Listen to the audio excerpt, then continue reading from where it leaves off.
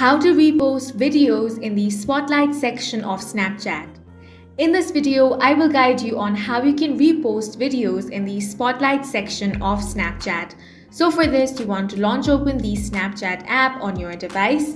Log into your account by entering your credentials. Now, you want to tap on the Spotlight icon at the bottom right corner of your screen. Here, you can find different videos in the Spotlight. If you want to repost any video, simply tap on this repost icon. In this way, you can repost different videos on the Spotlight section. Now, if you want to find these reposted videos, tap on the profile icon. Then scroll down and find the option of Spotlight Favorites and Repost. Here, as you can see, you have all the videos reposted on Snapchat.